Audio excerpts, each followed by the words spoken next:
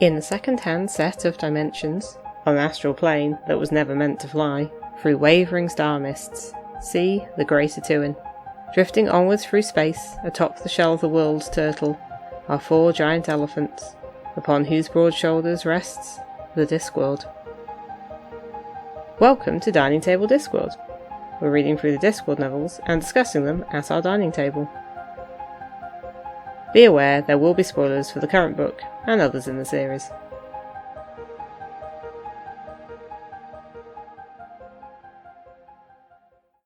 Hello, welcome to Dining Table Discworld. I'm Dave. I'm Kathy. And today, after our short break last time for our halfway through second quarter retrospective, we are back onto the main series. And we are looking at book number 21, which is Jingo, published in 1997. So, Kathy, what's the synopsis for Jingo?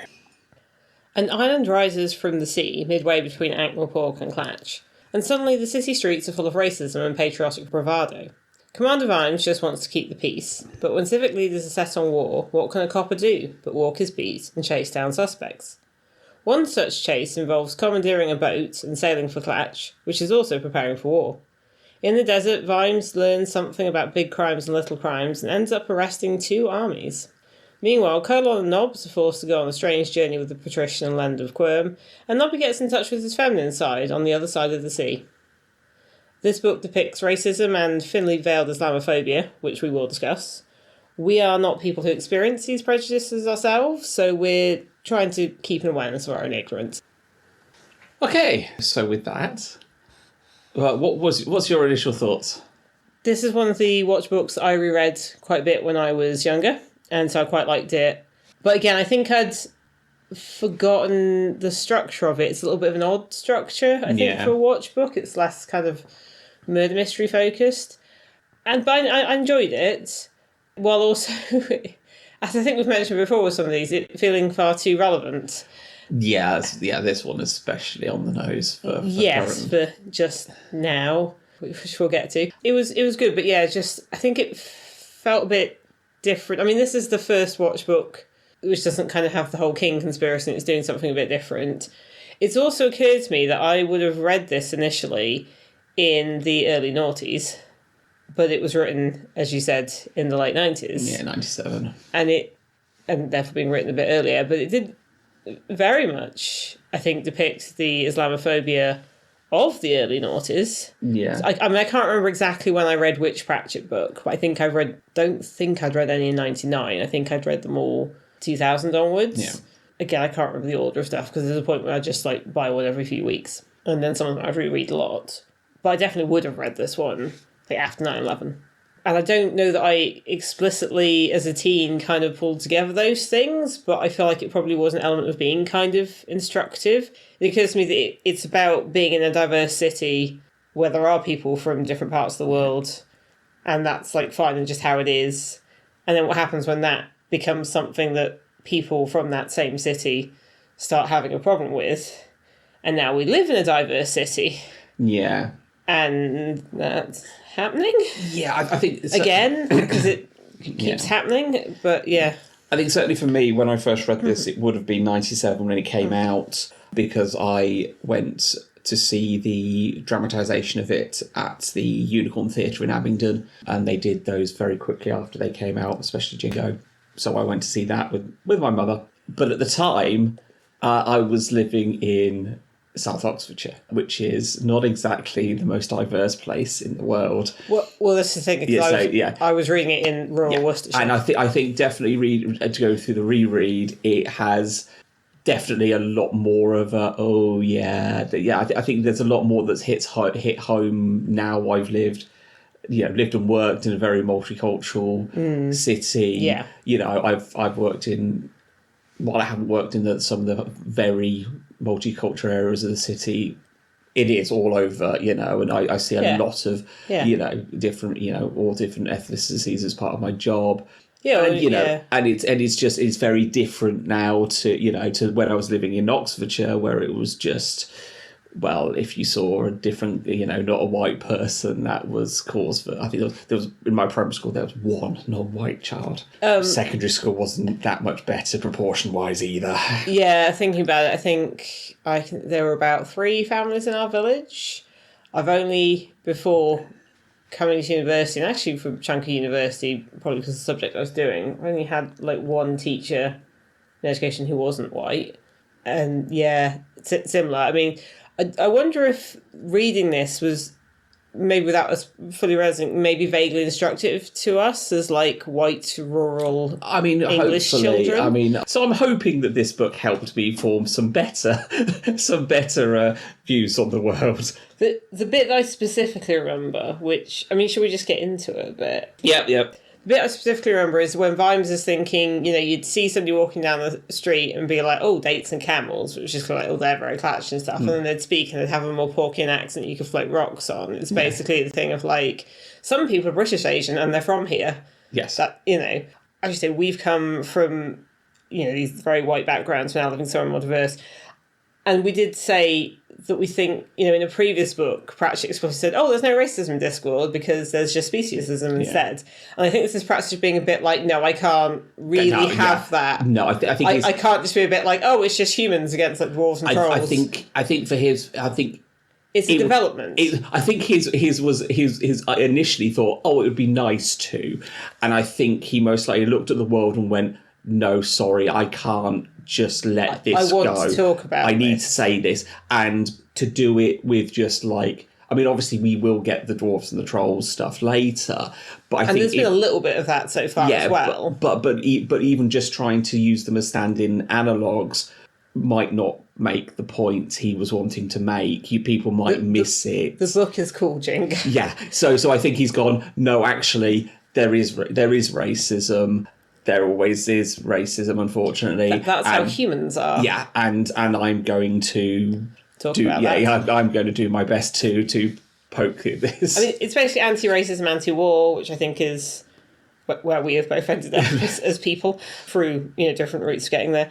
So as we said, it's got a bit of a weird structure in that the other Watch books very much there's a murder mystery and it's probably part of something a bit bigger, and that's usually some sort of royal conspiracy, but we're past that now. But this still has a conspiracy thing, but it kind of ends up being a bit like, oh, it's an international, like it's a murder mystery, and there's clearly somebody trying to stitch up a minority group or sort of place the blame on people. So and then it becomes a conspiracy, and then it becomes like an international chase, and then it becomes a bit of a different thing. Yeah, I say so. The first half is this kind of it's all like Morpork. Yeah, all my Morpork. You've got them investigating this attempted assassination of a prince from Clatch, but not by the assassins, which would be fine. Yeah, exactly. If the assassins were doing it, not a problem. But no, it was another not guild business. No, and you've got Vimes, in amongst that, but with Colon and Nobbs doing the official look at it, while Anger and Carrot are doing the unofficial look at it. So you're getting both sides of this. People are looking at it. You've obviously got this very staged set of murders. They find the assassin murdered in a very staged way. Literally sand on the floor. Not an assassin, he's a contract killer. Yes, he's contract killer. Sorry, assassin with a small A, not a big A. But the point is the stupid watch to find, and then you've yes, here are the clues. Yes, we'll see. Yeah, and so so you've got this going on where they're kind of working out what's going on, but also it's getting more complicated. It's all in the city, and then they're also having to keep the peace as tensions. Yeah, and tensions are rising. The local curry shop is attacked. Yeah, and fire. Yes, which is too relevant. So you've got this bit, and then about halfway through, everyone jumps on a boat and goes to Clatch, and it's a little over halfway through, I think. Actually, yeah, it's not how long the building was. And it suddenly turns into this, they're going through the desert. You're seeing a bit of a seeing, because this is the first time we really get to see Clatch as you heard about it, but it's the first time you get... It was in Sorcery. Did you go there in Sorcery? True, yes, did you go in Sorcery? But you get a bit more of the, you see a bit more of the... And yes, it's kind of... It moves on to something else that isn't quite... Well, people keep saying, politics. Yes. And it moves on to that. Yes, I suppose it is but more actual politics and not just Colon going politics and nodding and putting a finger on his nose. Yes. So The structure's a bit interesting. It also struck me that, I mean, this is the first one where I think we get Vimes out of Ankh-Morpork. Yes. So first he's on the sea, which he doesn't know nothing about. Yeah. And then he's in the desert, you don't know nothing about that. So this, in fact, is the first, I think, of a variety of books where it's like Vimes has to leave Ankh-Morpork and then doesn't know what to do. Yes. Because he's very much a creature of a very specific ecosystem. Yeah. And he does not thrive outside of that ecosystem. This might be why he has to arrest the two armies at the end. He's just like, I know, that's what I know. I can arrest people. I'm arresting everyone. Well, we'll get to that. We'll get to it. Occurs to me that you've got Ankh-Morpork, which is obviously a city, so it's very condensed and contained. Yeah. It's not clear how far into the hinterland is Ankh-Morpork. It's never really gone into, and there's the whole sort of thing of like that part of the continent is maybe also all kind of Britain and Europe, but yeah. Anyway. But then Clatch is obviously this massive country. Pratchett sort of introduces, kind of manages to get some Roman history into Ankh-Morpork, in that you've got General Tacitus, who's clearly a mixture of... Well, the name's kind of from Tacitus, who was actually a Roman writer, but was the, I think, son-in-law of a general who wrote about a lot. It sounds a bit like Tacticus. Obviously sounds like Tacitus. It's also kind of Julius Caesar-ish, and there's sort of this idea that at some point Ankh-Morpork did invade parts of Clatch, and then you've got, the things with the statues in the desert and the whole kind of that whole Ozymandias, Alexander the Great type quote from whichever poet it is that I forget now. Anyway, so there's sort of like supposed to be a bit of history of that in there. So I think they kind of wanted to make sure Ankh-Morpork had an empire from before, because how else do you display very much British jingoism without people harking back to an empire of some kind? Yep. It is somehow still a whole thing. But yeah, so this starts because there's Leshp, which is an island that bubbles up from the sea in the midpoint between the two. And what you get, and what struck me very early on, was that happens, and then you're in Ankh-Morpork and you're seeing things through Vimes' point of view, and all the people at what is clearly the Ankh-Morpork version of Speaker's Corner, rather than saying all the different random things they say, it's like they're all talking about Clatch. And it's like, suddenly the problem was Clatch. Yeah. And that feels very familiar here and now, when you have the thing where suddenly the media and then the government, and it's never always sure who started this, suddenly decides that a certain group is the problem and they get othered. Yeah. Oh, suddenly the problem is this. People arriving on small boats. People just being trans. I think the small boats one is definitely, I mean, yes, obviously trans stuff is definitely a big I'm just saying there's various things where, but... like, this wasn't particularly a problem for anyone before, but suddenly the media are talking about, yes, the small boats things, although that, migrants in some form tend to roll around pretty regularly. Yeah. But yeah, suddenly that is all the things. So that felt like a lot. Just talking about, I think if we talk about the jingoism and then go on to the racism as a progression. Yeah. So jingoism, that's very much based on World War I stuff. Yeah. And it's actually interesting, this was a book that was mentioned as being like a text that could be read as part of my A-level English literature, because there's a whole lot of stuff about war poetry. And so we read a lot of war poetry. Like, we even got to go to Belgium and go around some war graves and read poems there. Oh, as an excuse to get on the coach and have a bit of a trip to Belgium and bits of France. I mean, so there's a lot of stuff about... I mean, you do World War One a lot, because you do it in history, you do it in English. But you are also, for English literature at A-level, encouraged to read more widely, and they suggested various other things to look at, one of which I remember being the fourth series of Blackadder, and one of them was specifically Jingo. Yeah. And I was like, these are both things I already have and like to read, so fine. Jingoism is kind of based on this very sort of, it'll be over by Christmas sort of attitude to war. The idea that, we're superior, we're great. It's this patriotic bravado that isn't really based on the reality of a place, but just kind of, I mean, perhaps not as much then, but now feeds into a lot of nostalgia. Yeah. For a time that probably wasn't actually as good as the people now are saying. Oh, God, no. Very much no. And, I mean, it's not called jingoism anymore, because that was very specific to this World War One sort of like... I guess we call boosterism now, but like pro-war boosterism. And you see the street level version of it, the city preparing for war and everyone wanting war will go be Johnny Clatchian. But you also see across classes, because you have the kind of buffoonish lords, idealised by Lord Rust, which is the whole lions led by donkeys kind of thing. It's just, I mean, it is... Throughout history has happened, but it's, very, this kind of, we are the upper class, therefore we are bred to lead. We don't need to know anything actually about leading an army. It will just naturally occur to us, and we shall raise our banners, and the common man flocks to us, and we shall go off, and we shall. Sadly, the common man did seem to do that quite. I mean, the common man did. I think the point is it shows this as across classes, but it sort of displays differently in different groups. Yeah, I mean, but the idea. Also the idea that the enemy is so cowardly they will run away at the first taste of cold steel, whilst also being very cunning and warriors and dangerous. It's the dark academy. You can't be seen to be going and stomping on pure cowards or people who can't fight. But also, you don't want them to make it sound like it's going to be too much of a battle. It will be over by Hogswatch. Yeah, but I mean, let's be honest. The Calachian Empire is a load of clans that are always fighting each other. Well, this is the thing. You've got Ankh-Morpork as this sort of small area that is a very diverse population, but very contained, and therefore almost rubbing up against each other. Just because I think, in terms of geography, it is a city-state. It's one large, but still contained city where all these people are quite close together. Clatch, however, is obviously a massive area and that's loosely affiliated. So you've kind of got that thing where there are lots of different groups who also all don't like each other very much. And same as the different groups in the city. But they're geographically much more spread out. But the point is, they're always fighting. They've got standing warriors. They've got, whereas they have a standing army. Whereas the Ankh-Morpork doesn't have a standing army. It's just raising the banners and hoping, raise the banners, open the armory, hope what you've got in there isn't too rusted to actually do the job. Then this kind of overconfidence belief with Jingoism in your own superiority. That yes, the clans, the people in the clash, they're so cowardly. As soon as you wave your sword at them, that as soon as they see our troops ranked up, they're gonna go running for the hills. But yet, actually, we've got to make sure that they are honourable enough that it doesn't feel like we're kicking.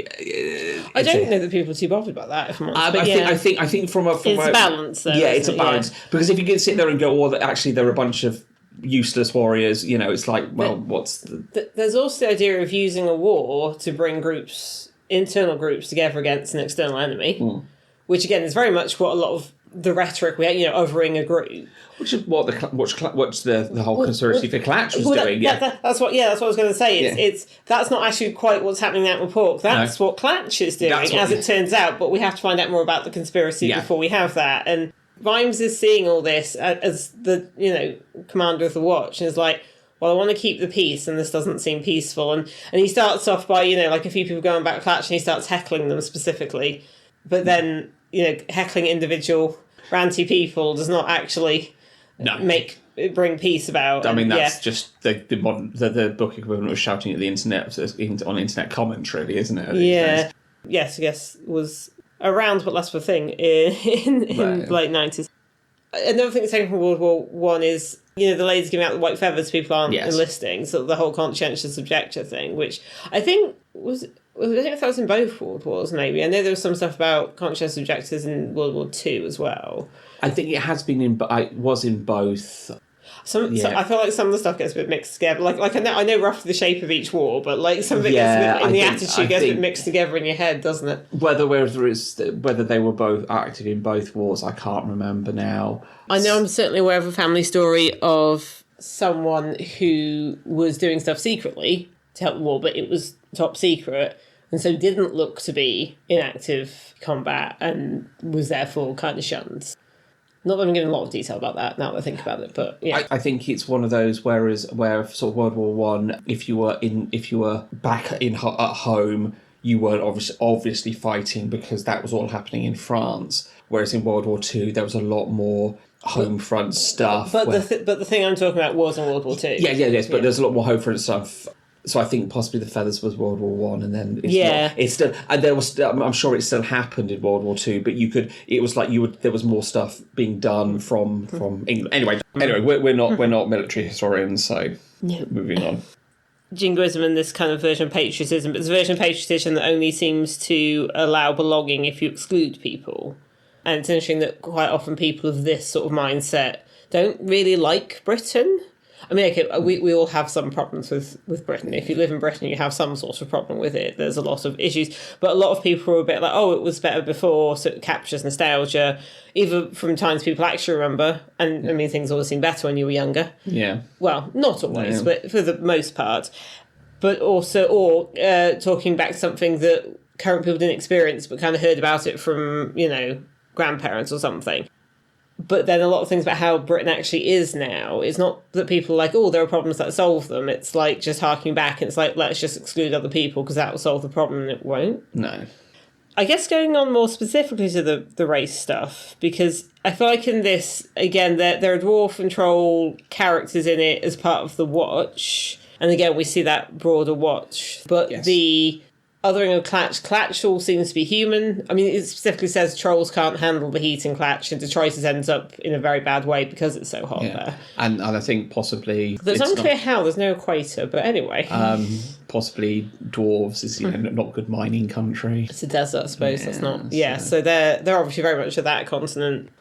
But I think it does show, as we said before, kind of Pratchett's development as a writer, in that he said, no, I do need to talk about this. And there's a bit where a Clatchian dignitary comes up to Vimes and says, can you explain this phrase to me that somebody shouted at us in the street? And Vimes is like, it refers to your headwear. And he's like, oh, how interesting. He's like, it was an insult. And it's not clear that everyone else that this guy has asked this question of has just been a bit like, it's just, oh, I don't know, what? Even though the guy clearly knows what he's doing. So that's when you should sort of see that it's not the main prince, it's like the king's brother or something, but he's clearly quite on the ball and perhaps a bit canny. Which is why they try and kill him. Yes. It comes out some years before post 9/11 stuff, but it's very much that sort of like Asian people more generally, but specifically, Islamic. It doesn't actually go into religion particularly in this at all, because the whole point is both countries are polytheists. But there is one bit where comes something like, oh, their priests are all mad, and they're not like our priests. Yeah. And Nobby's like, our priests aren't great. Because the whole point is all the religions seem to have some form of sacrifice, and I think other than the books where Pratchett specifically talks about religion, that's not the thing he's talking about. No. There's always been... It was back in the day. The Irish were the group that were being, and But it's harder to immediately identify somebody as Irish. I mean, that's the thing, which is kind of But and then obviously the black people who that was. Despite the fact that we asked them to come over to give us a hand, and then we were dicks to them, and are still being dicks to them. So Vimes is actually thinking about stuff, and he almost doesn't quite figure out what's happening. He doesn't like the people on his side. He doesn't like the rich buffoons like Lord Rust. And he knows there's a conspiracy, but he's keen to think, it must be the awful people that I know. And somebody actually says to him later on the books, like, no, you have to be fair and concede that other people, people from Clatch can also be sneaky and manipulative and doing things for bad reasons. So he's almost doing that thing where he's overcorrecting, being a bit like, well, these people are the ones being victimised. So... this curry place that they go to, all the Watchmen go to, all the time, people go to, somebody basically tries to firebomb it, and the family are taken into custody, but for protection, and the Watchmen looking after the shop. But then a lot of Clatchians and Ankh-Morpork come around and say, why are you holding them in prison? It's like, we've not imprisoned them, we just took them somewhere safe. It's just that where we have that safe... It's a police station. Yes. And then they get... But then what happens is people in that community start arguing with each other. And then you've got the thing of shop owner's son, who's clearly been born in Ankh-Morpork. He's from there. And that's the thing that the point Vimes makes, you can look at... I mean, you have it now, there's people talking about deporting. Somebody said something recently about deporting an MP, and it's like, she's from here. She's just brown. Ugh. It's, he then apologised, but I don't think he's going to get fired from his job. So I think it was a journalist or something. Anyway, there's a lot of this horrible stuff. And then later that family and a lot of other people are actually going to Clatch specifically. There's kind of a bit of a no one's been officially told to leave the city, but people are like, yeah, it's not great here, we're going back. And then the son's like, I've never been to Clatch, I don't know it, I'm from here. Curl and Nobs do that thing where they sit and have a chat about things. Yeah. Well, not stand, but they're kind of loitering somewhere, having a chat. No, they're guarding something. Well, at first they're watching that guy who's mispainting the boat. They watch a guy painting the name on a ship, and it's supposed to say Pride of Ankh-Morpork, but he's missed out the E. And then later it gets called back and goes the Pride of Ankh-Morpork. And they're sort of talking about, and at first it's kind of cultural, but then Colon starts sort of saying, he's obviously a bit reluctant to say it, a bit like, well, the fact is, like, well, they're just not white. But Nobby's the one who kind of realises, because sometimes Nobby just goes along with what Colon says, but I think Nobby's a bit like, well, what colour am I? Because the whole thing with Nobby is that he's a colour. Undescribable. Yes. But basically dwarf-sized human, but clearly with a range of skin tones. And again, this is the problem with adapting this. You can't really cast knobs. No. Like, that's not, a person like that doesn't exist. Again, I tend to think grey, but I think it's just because of the illustrations. But yes, so Nobby kind of sneakily and subtly kind of like pokes at Colon, but in a way that Colon doesn't quite notice. But the fact is, you have a character who's one of the viewpoint characters, one of the characters who's sitting here from the start of the series, just basically being very casually racist. And you're a bit like... I think this is the thing, but I mean, obviously, you know, we're in a position of privilege, we don't have to do this sort of thing, but there are sometimes times when I interact with people, and later I thought to myself, are they just being pleasant to me because I'm also white? You know, it's a bit like... Yeah. I haven't yet had somebody just assume that because I'm white they can say racism to me, but I think it's always one of those things you're a bit like... I've got a few other stories that... Yeah. You know. You do sort of need to have awareness of being a bit like, no, I'm sorry, that's not right, but it can be hard to in the moment if you're not expecting it. But I think it's just one of those things that if we're in a position of privilege to be able to push back in some way, thing where... And I've heard... In the past, people sort of say something about somebody being casually racist, and it's like, actually, that's still just racism, though. Like, yes. They're not maybe actively doing much about it, but it's there and it's contributing to the whole. But I think, you know, the more you push back on the casual stuff, the easier it is to you know, it then the bigger stuff is more obvious. And maybe it makes people think about what they're saying. If they honestly weren't meaning it that way, and you're a bit like, that's actually very terrible, don't. Yeah. Colon doesn't explicitly get comeuppance from that in the moment, because Nobby's mostly just kind of needling him a bit by pointing out some of the logical inconsistencies in what he's saying.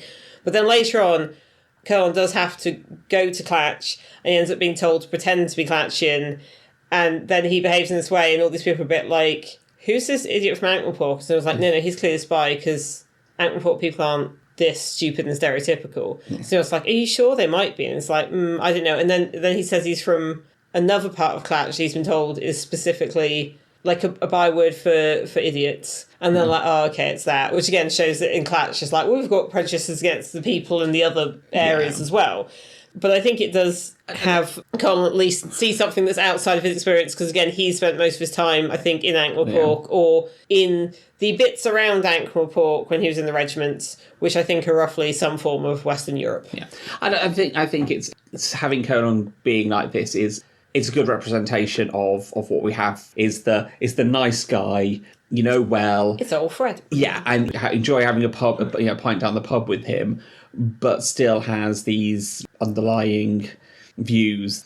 It's kind of thing where if you're complaining about people, you know, you might be a bit like, oh, so-and-so so fussy, or so-and-so so this or that. Yeah. But when you make it about a group of people... Yeah, it's really horrible. And also, that guy's not going to presumably commit any violence. But would he turn a blind eye if somebody was doing something like that? Would he vote for a person who wanted to deport them? Probably. You know, anyway, shall we move on to what's next on your notes? Some of the stuff about Vimes and the conspiracy, and then also the character of 71 Hour Ahmed. Yeah. So I think we've touched on this a little bit. You know, Vimes is trying not to be prejudiced, and he can see what is very obviously a staged crime scene implicating a Clatchian. You know, to the point of I think this is, you know, so the whole assassination happens. There's this big parade that Vimes has to lead. I mean, it's quite funny. Which he does not like. Yeah, so, you know, once again, Vimes being pushed into a position because a ceremonial role. Which, although comes back to be useful to him later. So this big parade that happens every year. They're giving an honorary doctorate at the university, which, and I actually understood the Cod Latin this time, and that they're giving a Clatchian prince a doctorate, a sweet FA. Yeah. And someone attempts to assassinate him, shooting with a crossbow. From a window in a building. Yeah. And this obviously sets off this whole investigation, and you have 71 Hour Ahmed is the... It's like the attaché. Yes, to the prince has come over, and you get this feeling that Vimes kind of gets this feeling, I know this shape of person, but I can't put my finger on what. He's got this very scarred face. He's got this very massive sword. He seems very, like, stereotypically Clatchian. Yeah. at first, but then later when Vimes encounters him, the accent's gone, and he's clearly incredibly shrewd. Vimes kind of realises early on he must be involved in something, but is still thinking, but somebody in Ankh-Morpork has set this up as a pretext for war with Clatch. But there's stuff like, Angua tries to tail him, and he goes through this, and because he chews cloves, and he goes through the spice market, and then she can't catch him again. And there's also, and then later it's very clear he knows there's werewolf in the watch, and he's understood how to deal with that. Yes. Yeah, when the ship's taking a lot of people away from Ankh-Morpork to Clatch, he ends up going on there with an unidentified person who seems to be unwell. Angua says she's going to follow because there's various dogs going on the boat as well, so she does her wolf thing, but then he realises what she is and actually puts a silver collar on her. So taking down the Watch's main secret weapon, so you're like, well, this guy clearly understands what's happening and what's going on. Vimes is being very much pressed on to solve the crime, to solve who, because obviously it doesn't look good politically, and so obviously he puts his best men on it, so that will be Nobbs and Colon, because they need to... They're good at spotting clues. Yeah, because in some respects, he knows what needs to happen as far as the official line is, and then he has both Carrot and Angua do the unofficial, which Carrot's very uncomfortable with because he's no good at undercover. Yes. Even though he kind of realises, well, I guess werewolves undercover all the time, or in plain clothes all the time. Angua's like, yes. Their relationship, which I didn't really have trouble with when I was younger, I keep reading and being like, it's really only okay, isn't it? Anyway. I think we'll get more to that in Carpe Juglium a bit more. Do you mean the fifth elephant? Fifth elephant, yes. Carpe Juglium being the witch's one. That's the vampire one, and then fifth elephant is the werewolf one. Yeah, okay, look, I got, It's all some sort of uber-vold. Yeah, exactly. Anyway. There's also a fire at the Clatchin embassy. Like, somebody sets the embassy at a light, and everyone's just watching, and Vimes is like, no, form bucket chain, come on, there's a fire. And then people just aren't moving. It's like, well, it's their soil, we're not allowed on it. And the Clatchin guards actually try and stop people from going in, but Vimes realises somebody's in danger in there. Somebody unknown helps him to, rescue a person, and he's on, a burning roof, and he saves a lady who was sort of in there. And then later we discovered that was all a distraction, but the person who, Ahmed set the fire, but didn't realise there was a person in there because he was just trying to A, burn some documents, and B, get out the prince because the prince was in danger. It's like, why would the prince be in so much danger? Vimes is told to do what he's told because the patrician disappears and then Lord Rush is taken over in a sort of wartime emergency. And it kind of it's not a court deposit. He uses the law to take over because it's a state of war. He's saying it's emergency, and veterinary doesn't have any military experience. So veterinary does disappear, but not at that point. He uses the law to take over. But what happens is that veterinary gives a note to Vimes, which is just a plain bit of paper in an envelope that says Sir Samuel Vimes, Knight. Yes. And Vimes is like, why are you reminding me of this? Because he hates the fact he's being ennobled. And then later he realises, wait, if I'm a knight, I'm allowed to, and in fact expected to, create a regiment, because the Rust is telling the Watch to stop doing things. He's like, well, this is my regiment. All the Watchmen have joined. Well, that's after they all resign, because Rust is basically telling them Rust wants them to arrest all the Clatchins. Yes. Rust basically wants them to treat the Clatchins the way that the US treated the Japanese. Yeah. So basically, all the senior, everyone just resigns out of the Watch, and then they join Vimes' regiment, and then they get on a boat. They don't know about the sea. It's mentioned in the Vimes notices it that basically there's no humans except Carrot, but he's culturally dwarf. All the ones that end up on the you don't have. We don't actually, other than Colon Knobs. There's no actual humans in that. I think the point is the human watchmen who presumably exist somewhere are joining up as well. But yes, the ones who end up on the boat is the characters we're already know. No, Constable Visit is there, and he is human. Yes, okay, yes. Red Shoe is also human but undead. Okay, the point is you've got a loss of it's not just anyway. Because what happens is Angua's on this boat going to Clatch, so they need to follow her.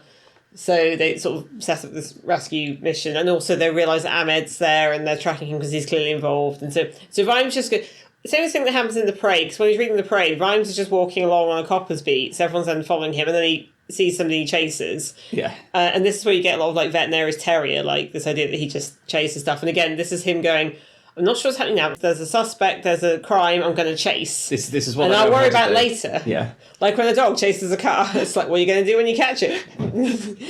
Well, in Vimes' case, arrest them, but you know. That's true, he's got more plan than an actual dog would have. So they end up in the desert. They end up with this tribe of people called is it the Dregs or Dregs? Which is the group that Ahmed belongs to, is supposed to be a particularly nomadic and independent and incredibly violent tribe. But they're clearly following Ahmed's orders. And there's this whole bit in the desert where, again, Vimes, I mean, he's tied up and unconscious part of the time, but he's a bit like, what's happening? And he sort of like realises there's various things they're doing which are kind of like, can we trick the foreigner? There's various things they're doing that's like, this is just how we live because it's the desert, it's different. And then Vimes finally says, no, I'm going to go see Ahmed, and because that Angua does escape.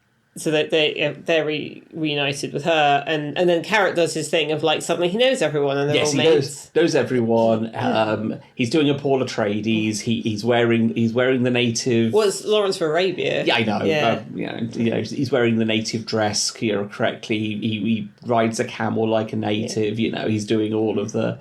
Yes, it's interesting actually because there's a bit about the conspiracy stuff where back in Ankh-Morpork when Vimes realises there's more to the crime than obviously the oh look, it's the Clatchin, haha, like here are the obvious clues front, and there's even more to it than what seems to be underneath it.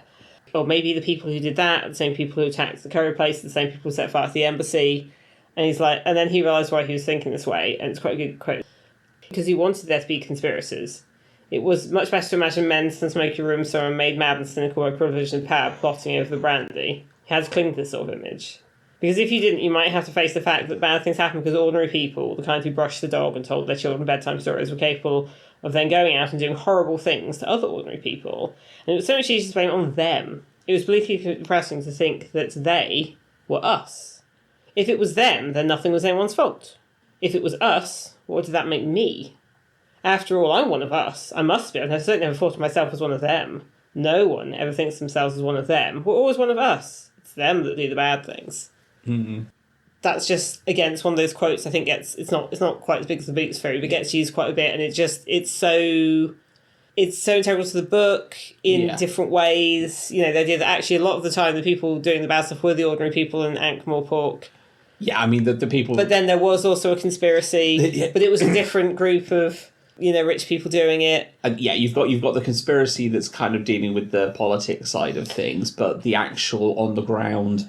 The low level nastiness in the streets. That's just people seeing things and going, you know what, I think we can get away with this. And that's the problem we have now. Normalising the idea that it's fine to say stuff to be, it's fine to just say something racist to somebody. It's fine to, and then you got people again trying to set fire to people. Yeah. And then somebody pled guilty to, telling people to set fire to somebody, and people are like, oh, she's being unfair. It's like, no, she said that people should be burned to death. Yes. That is an incitement to a crime. And that's why she has a criminal record now. But, it's just all this nasty stuff. So it's kind of interesting that there is kind of a conspiracy, but the conspiracy isn't all of it. The conspiracy is the thing doing the high-level stuff, but it bleeds down. Yeah. Because, basically what happens is when Vimes finally meets Ahmed, he suddenly realises why Ahmed felt so familiar. Everyone felt on edge around him, and he always seemed to kind of know what was happening and be keeping an eye on everything. And Vimes like, oh, he's also a policeman. Yep. He's the Clatchin version of Vimes. But you see, in his case, the issue is he's protecting the one prince, but he knows that the crime is being done by the other prince, who's basically tried to basically create a pretext for war with Ankh-Morpork. And so then you get this interesting thing where Vimes thinking about big crimes and little crimes, because Ahmed's there a bit like, I can't do anything because he's my prince. There's nothing I can do. I just keep peace in the desert in this wide area, but this is too big a crime for me to deal with. And Vimes is thinking about big crimes and little crimes. He's thinking, you can arrest a criminal on the street, you can deal with like a murder, but how do you deal with whole countries trying to murder each other?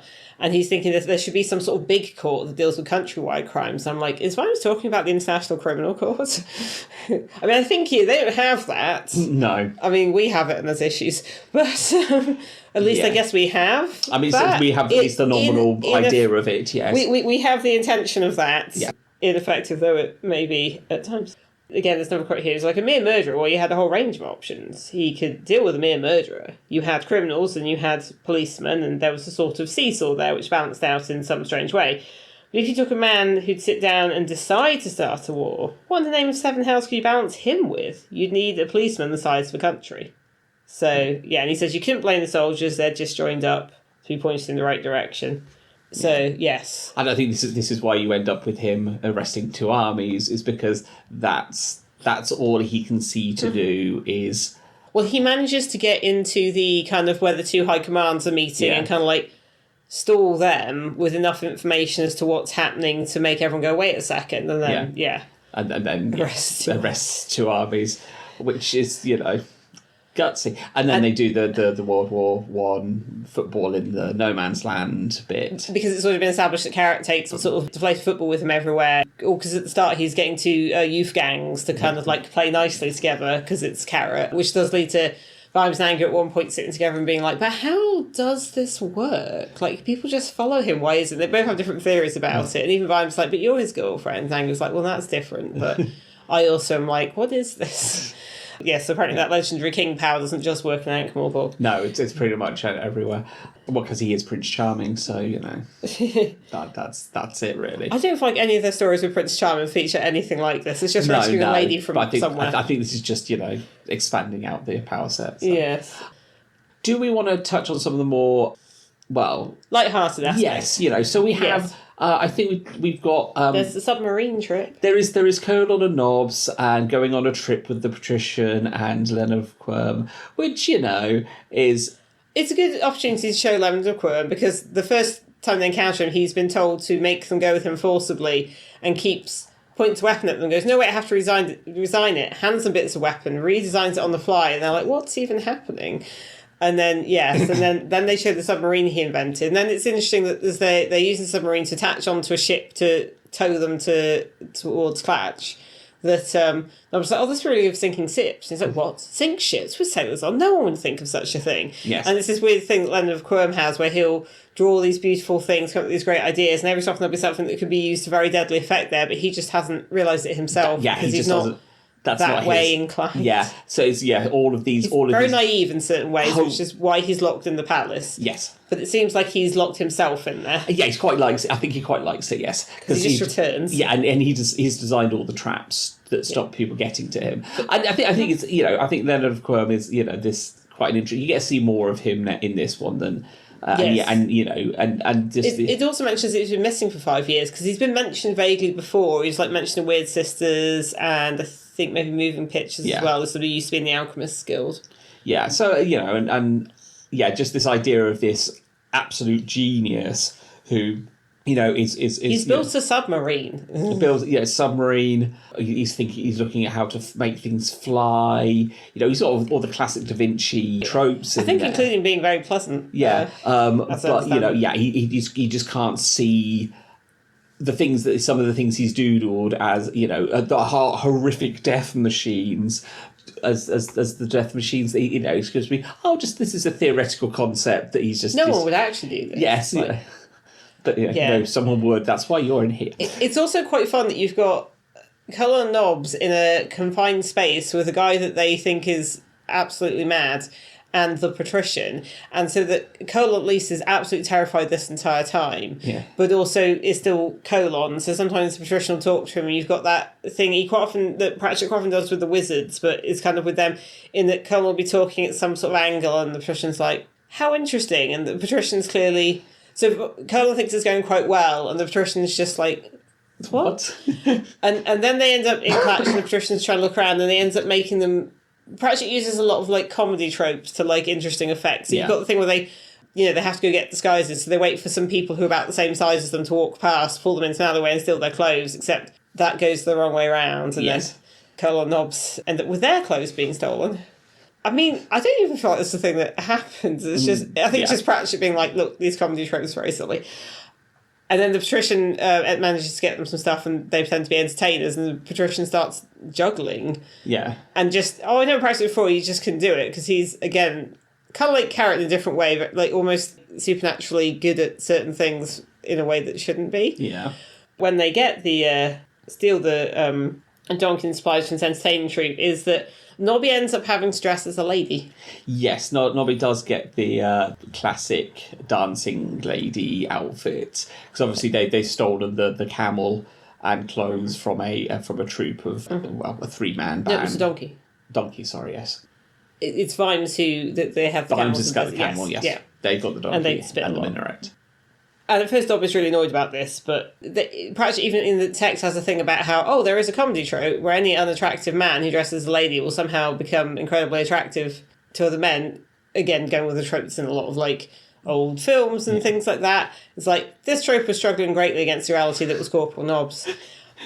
But what happens is, because Nobby seems to be a lady, because earlier in the book, he'd been talking to Angela, much to her slight horror, about wants a bit more companionship, about romance, and she'd been a bit like, women usually like men that can make them laugh, because she's not sure what else to say. Which is fair.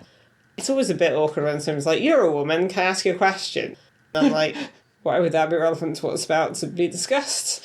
Because I have had that, and it's like, okay, but I'm not the woman you're talking about, so she's a different person. Yeah. That's not But all how this women works. have the same things, surely. Yeah.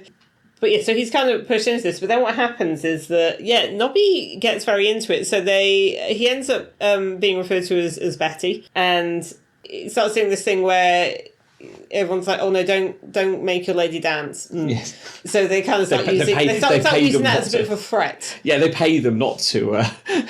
But then what happens is at one point when the patrician asks Colon to go ask them to go find some information about what's happening over there, where's the army base and that sort of thing, is that Nobby isn't allowed in the tavern because Betty is a lady, and so he gets sent to talk to ladies. So he ends up basically sitting in with a group of women near a well, and they're all chatting, and they're all lamenting the fact that my husband's gone to war, my fiance's gone to war, what will happen? And you've got the old women who are sort of saying, no, you should support the men in the fighting. And the young women are like, but what happens to us? And they're quite upset. And it's just people, it's basically can be very supportive and sympathetic of each other.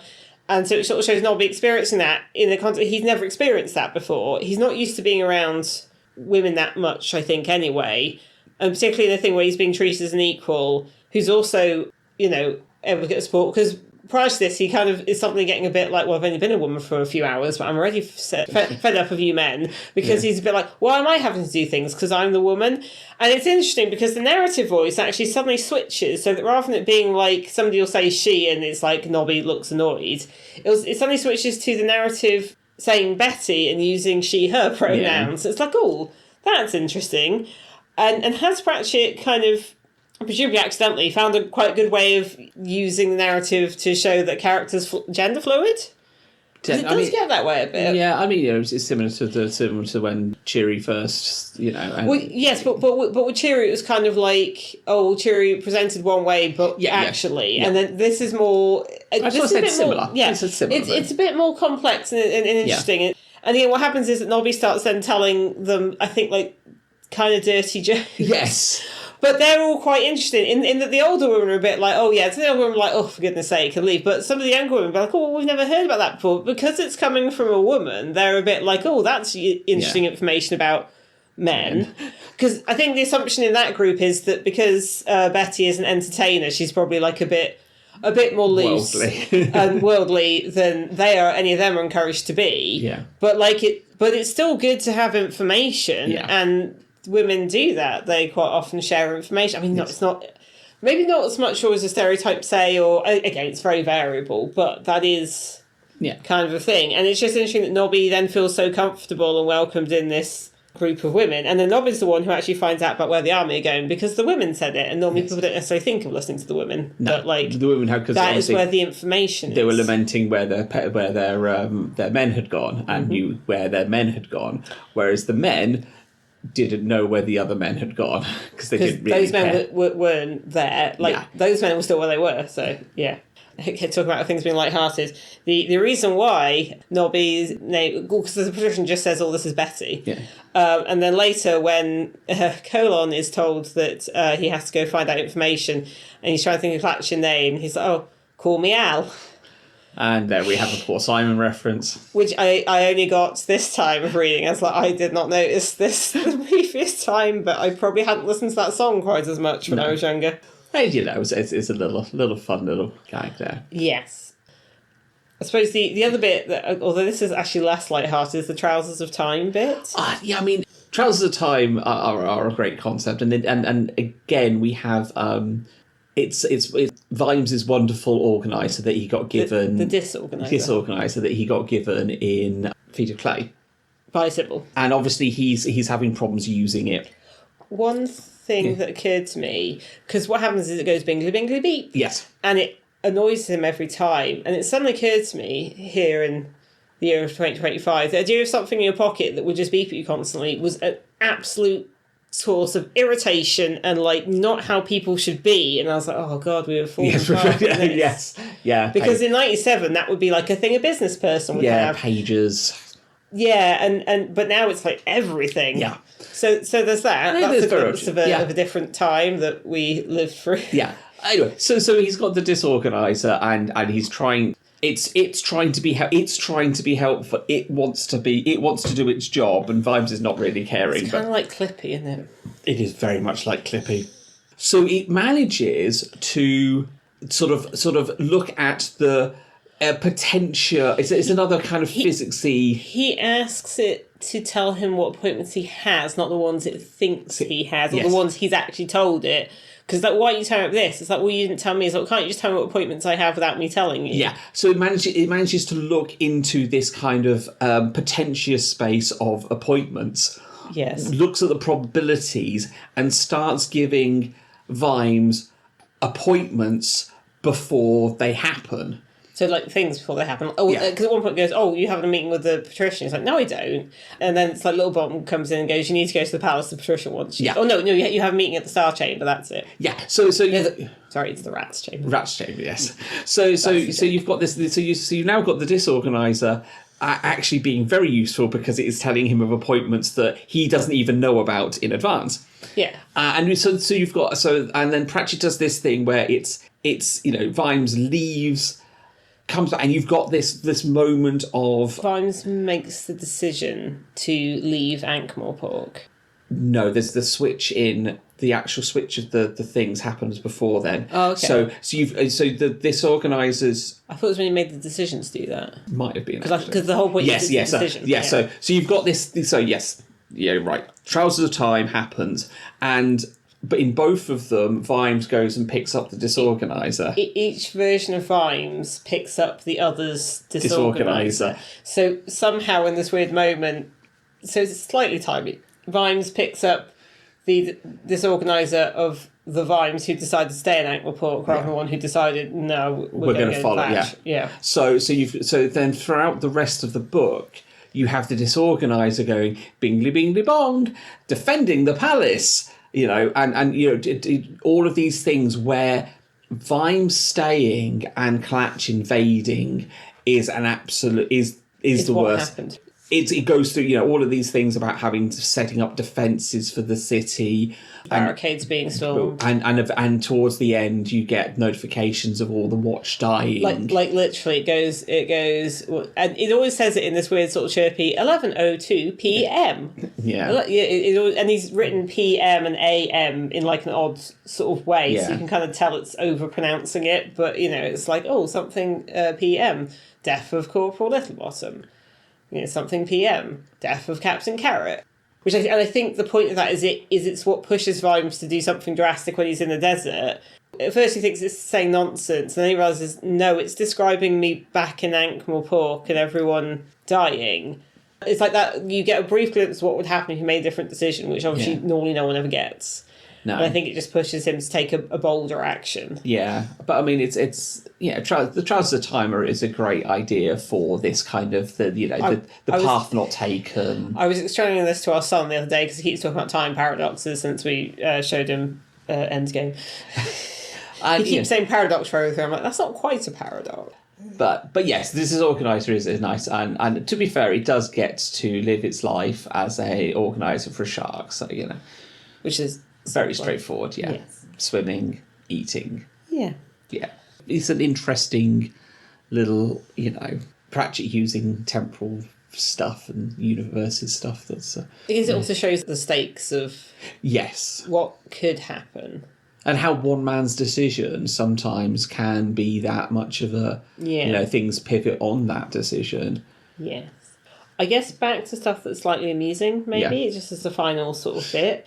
Some puns I found. So at the end, when Vimes coming up with reasons to arrest the army, he mentions breaching the peace quite early. I think, what? It's like, well, it's an army. They're obviously like, this is a war. That's clearly a breach of the peace. Yes. But he also comes to other things like loitering with intent.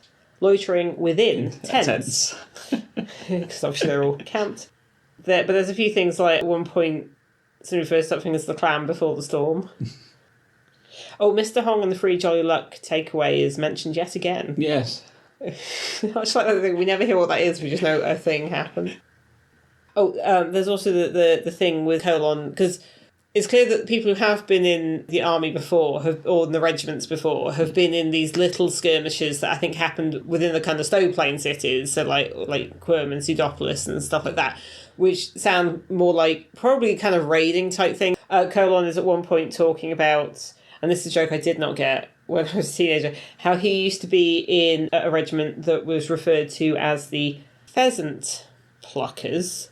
And then he's telling some whole story about how they had like feathers in their hats. And he says, we did make singing marching songs quite tricky.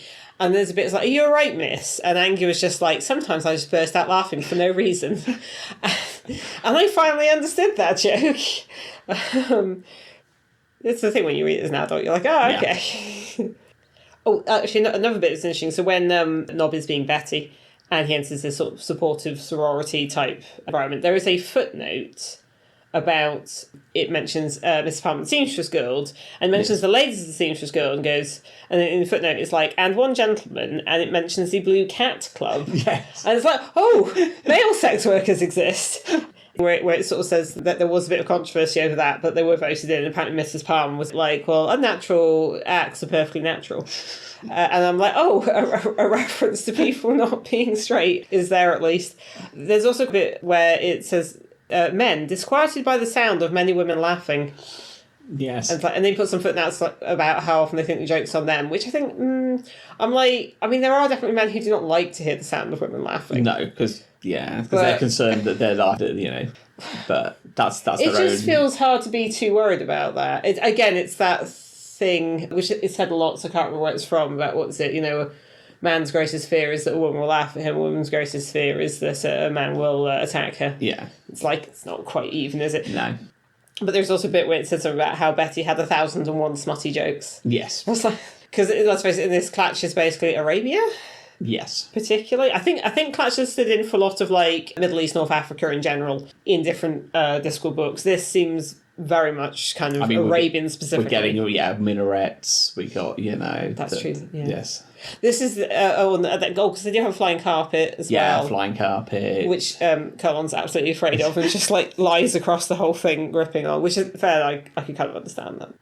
Just some more light-hearted bits, because that's the thing. I mean, we've talked about quite a lot of the weight stuff, but it's still Pratchett. There's still various funny so bits I think we'll wrap it up. I think in general we both enjoyed the book. I think this is a very good book to read at the moment for the times we're in. But I think that's been true at various points since it was written. But I think especially will probably continue to be. But yeah, especially now. Yes, if you're gonna sit, unfortunately, I think one of our politicians might need to go back and reread this one if she really if indeed does. She did read it in the first place, because we don't really think she's really got the message. I think people can read things and not understand them. That well, happens. I think she was just reading it as a funny book, and I think and Also, was it at the time of recording, it is autumn of 2025, and people have gone a little bit insane for St George's flag. Yes. Which is a whole thing.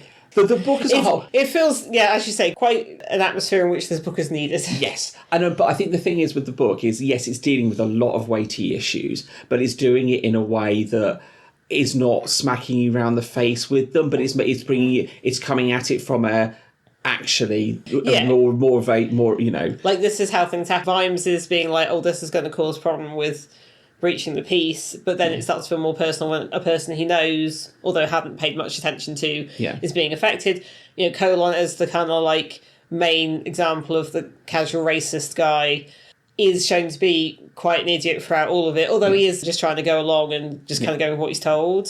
So it's not preaching, but it's kind of clear where I think it's clear where the moral is, as you say. A person could be leader of the opposition and miss that entirely, as it turns out, but there we go.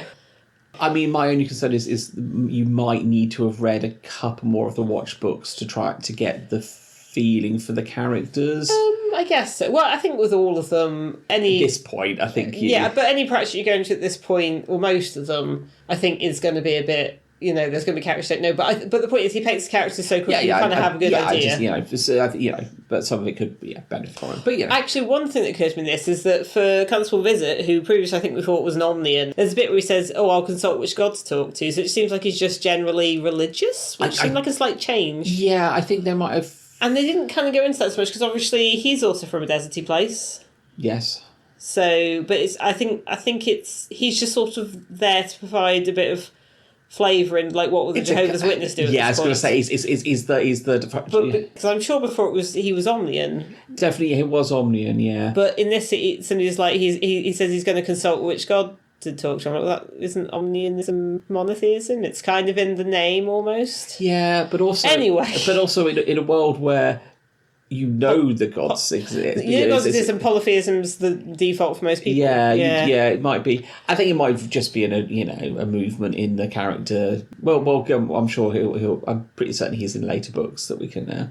Well, he's always just his background. Yeah, I think the point is his background, so he wasn't being brought in as like a character who knows a lot of stuff. So, and it may have been a joke I've slightly misunderstood, like maybe Elm's not helping, but so he's going to see who else does, and that's the joke. Possibly. Anyway, so next time we will be returning to Rincewind and finding out exactly what happened at the end of Interesting Times to him with the Lost Continent.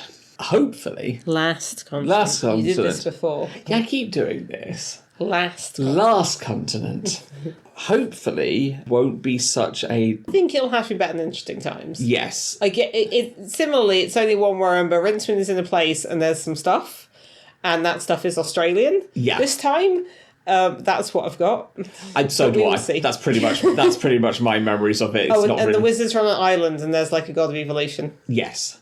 We shall see how we go with this one. So, with that, thank you all very much for listening, and we'll catch you next time. Bye. Thank you for listening to Dining Table Discworld.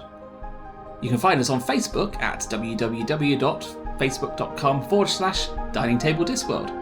You can also find us on BlueSky at dtdiscworld. All our other contact information and credits for our music can be found in our show notes. Thank you for listening again, and we'll see you in our next episode.